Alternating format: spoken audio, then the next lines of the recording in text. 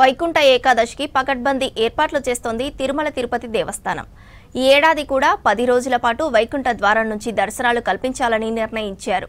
గత అనుభవాలను దృష్టిలో పెట్టుకుని ఎలాంటి ఇబ్బందులు లేకుండా చర్యలు తీసుకుంటోంది పాలక మండలి.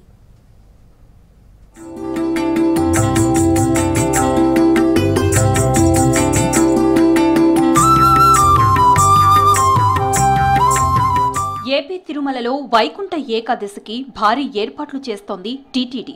వైకుంఠ ద్వార దర్శనాల్లో సామాన్య భక్తులకు అధిక ప్రాధాన్యత ఇస్తామంది పాలక మండలి.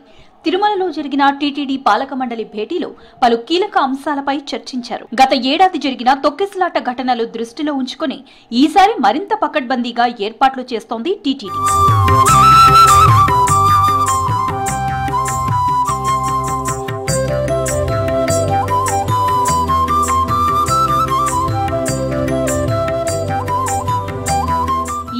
కూడా 10 రోజుల పాటు వైకుంఠ ద్వార దర్శనాలు కల్పించాలని బోర్డు మీటింగ్లో నిర్ణయించారు. సామాన్య భక్తులకు అత్యధికంగా ప్రాధాన్యత ఇస్తామన్నారు TTD chairman BR Naidu, EO Anil Kumar Singhal, అదనపు ఈవో వెంకయ్య చౌదరి. మొదటి 3 రోజులకు ఆన్లైన్లో ఈడిప్తో టోకెన్లు జారీ చేయనున్నారు. చివరి 7 రోజులు వైకుంఠం 2 కాంప్లెక్స్ నుంచి వైకుంఠ ద్వార దర్శనాలు కల్పిస్తామన్నారు. ఓవరాల్ గా ఈ వైకుంఠ ఏకాదశికి దాదాపు 8 లక్షలకి ఇవ్వటం జరుగుతుంది. ఫస్ట్ 3 డేస్లో అయితే అన్ని కలిపి దాదాపు 70, ఫస్ట్ రోజు ట్యూస్డే 70,000 మంది దర్శనం చేయించడం జరుగుతుంది. సెకండ్ డే వెడ్నెస్డే దాదాపు 75,000 మందికి దర్శనం చేయించడం జరుగుతుంది. మూడో రోజు జనవరి 1 దాదాపు 68,000 మందికి దర్శనం చేయించడం జరుగుతుంది. దాంట్లో ప్రధానంగా మనకి ఆ రోజు కూడా మన విఐపి దర్శనాలు, ఆర్జిత సేవలు కూడా రద్దయి ఉంటాయి కాబట్టి దాంట్లో ప్రధానంగా మనకి ఉండే 20 గంటల్లో దాదాపు 15.5 గంటలు సామాన్య భక్తులు కేటాయించడం జరుగుతుంది. అందుకే ఈ 3 రోజుల్లో కూడా మనకి టికెట్ ఉన్న వాళ్ళు, అంటే స్లాట్ ఉన్న వాళ్ళు మాత్రమే దర్శనానికి రావాల్సి వస్తుంది.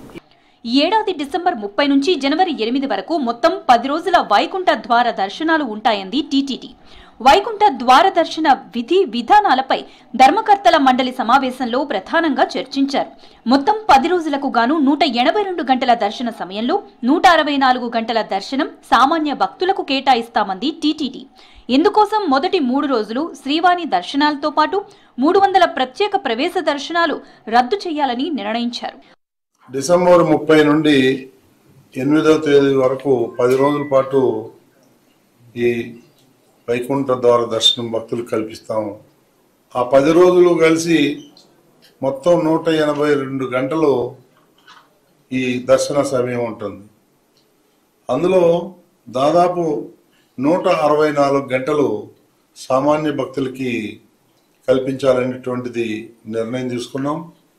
అది సామాన్య భక్తులకి ఎంతో మేలు జరుగుతుందనేటువంటి ఉద్దేశంతో ఈ నిర్ణయం తీసుకోవడం జరిగింది. వైకుంఠ ద్వార దర్శనాలు ఉండే 10 రోజులు శ్రీవారి ఆలయంలో ఆర్జిత సేవలు రద్దు చేసింది.